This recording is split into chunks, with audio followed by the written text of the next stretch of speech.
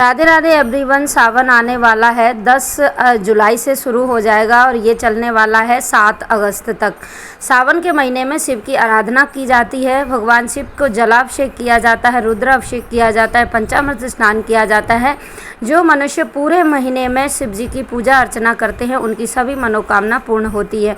भगवान विष्णु के सोने के बाद भगवान शिव के हाथों में पृथ्वी का और मनुष्यों का भार होता है, तो अपनी कोई भी विशेष मनोकामना पूर्ण करने हेतु पूरे सावन के महीने में आप शिव की पूजा करें, आराधना करें, उनकी सेवा करें, उनके मंदिर में झाड़ू लगाएं, उनके मंदिर में आप दीपक प्रज्वलित करें, उन्हें जल से स्नान करवाएं। आप उनके मंदिर में कोई भी फल फ्रूट या फिर भक्तों को भोजन पानी आप दान में दे सकते हैं। इस महीने में दान पुण्य करना और पूजा पाठ करना विशेष फलदायी होता है। तो आज इसी के बारे में जानेंगे कि पूरे महीने हम भगवान शिव की पूजा अर्चना कैसे कर सकते हैं। अगर हम मंदिर में जाके पूजा कर रहे हैं तो उसकी विधि मैं आपको अलग से बताऊंगी, अगर आप कमेंट के द्वारा बताएंगे तो। अगर आपको मैं घर में, जैसे कई लोग होते हैं कि हम लोग अपने ऑफिस जाते हैं या फिर हम लोग मदर हैं, मंदिर दूर है, जा नहीं सकते हैं, तो हम लोग घर पे पूजा किस तरह से करें। भगवान शिव की पूरे महीने हम मंदिर नहीं जा सकते हैं तो हम किस तरह से घर पे आसानी से भगवान शिव की पूजा कर सकते हैं, क्योंकि भगवान शिव ही एक ऐसे देव हैं जो सभी की मनोकामना शीघ्र पूर्ण करते हैं, क्योंकि वो भोले वाले हैं। इसलिए मैं बहुत आसानी से बहुत कम सामग्री में आप लोगों को पूजा करके बताऊंगी किस तरह से आपको पूजा करनी है घर पे रह के। कई लोग मिट्टी के शिवलिंग की पूजा करते हैं, यानी कि पूरे महीने मिट्टी का शिवलिंग सुबह के समय बनाते हैं और उनका फिर शाम को समय पे विसर्जन करते हैं।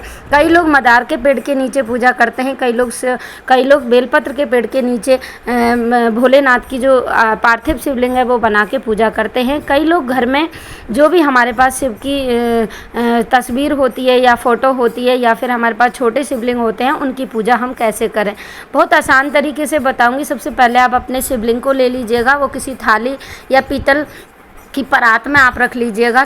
उसके नीचे हमें रखना है एक बेलपत्र, क्योंकि भगवान शिव को बेलपत्र पे ही हम लोग विराजमान करते हैं, जो अति शुभ माना जाता है। इससे दो कार्य हो जाएंगे। एक तो आपको पता चल जाएगा कि हमें बेलपत्र का पेड़ अगर नहीं है तो हम बेलपत्र ले सकते हैं। उसके बाद हमें क्या करना है, सादा जल से स्नान कराएं, फिर हम पंचामृत से स्नान कराएंगे।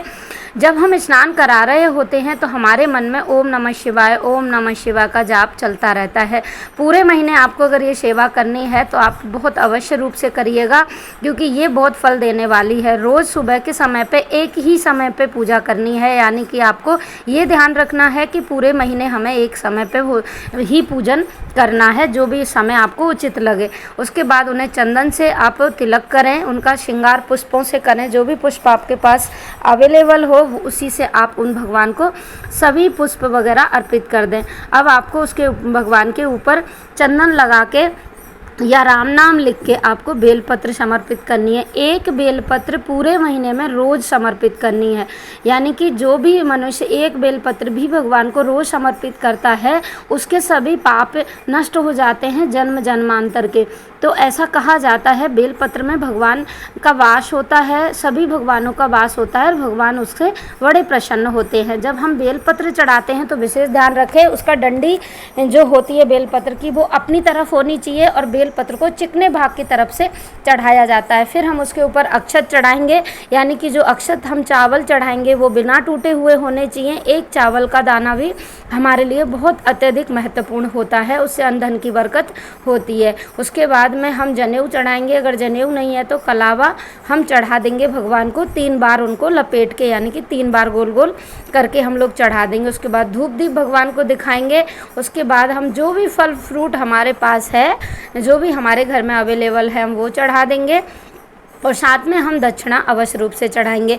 अब आप पूछेंगे कि उस दक्षिणा का क्या करना है, तो देखिए उस दक्षिणा को आप पूरे महीना एक सिक्का या 10 रुपये जो भी चढ़ाते हैं उनको इकट्ठा कर लीजिएगा और लास्ट में किसी मंदिर में आप वो दान कर दीजिएगा, किसी योग्य ब्राह्मण को, या शिव मंदिर में आप दान कर दीजिएगा। उसके बाद भगवान की आरती करनी है।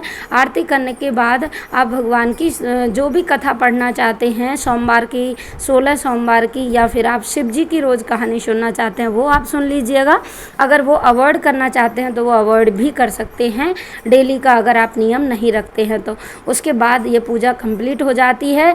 बाद में सामग्री शाम के समय पे ये सारी सामग्री आप दान कर दीजिएगा, जैसे कि जो भी चीज़ें विसर्जन कर दीजिए, फूल पत्ती किसी गार्डन में डाल दीजिए, दीपक बुझ जाएगा उसको हटा दीजिए, जल है उसको आप तुलसा में या फिर किसी भी पेड़ के नीचे आप डाल दीजिएगा। अगर आप मंदिर में पूजा कर रहे हैं तो उसकी एक अलग विधि होती है। देखिए, एक जल का लोटा और कुछ सामग्री आप लेके, यही जो सामग्री हमने घर में यूज करी वही लेके हम मंदिर जाएंगे।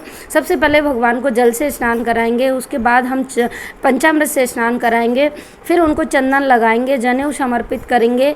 सभी पांचों देवताओं को सभी सामग्री सेम करनी है। सबसे पहले गणेश जी का पूजन करें, उसके बाद भगवान शिव का करें, फिर पार्वती का करें और कार्तिकेय और नंदी का फिर करें। यानी कि उसके बाद कार्तिक और नंदी का विशेष पूजन किया जाता है पंचामृत से। जो भी काले तिल या काली मिर्ची, अक्षत, मूंग के दाने, जो भी आप चढ़ाना चाहें शिव की शिवलिंग पे चढ़ा सकते हैं। और इस तरह से ही पूजा आपको मंदिर में डेली करनी है। सबसे विशेष ध्यान रखना होता है कि समय एक होना चाहिए, बार बार समय चेंज ना करें कि हम उस समय जा रहे हैं, कभी उस समय जा रहे हैं। अगर आप चाहें तो पूरे महीने एक समय भोजन करके अगर शिव की आराधना करते हैं तो आपका कोई भी ऐसा कार्य जो नहीं बन पा रहा है या फिर बहुत कठिन समय आप देख रहे हो वो अवश्य पूर्ण होगा, ऐसा मेरा मानना है।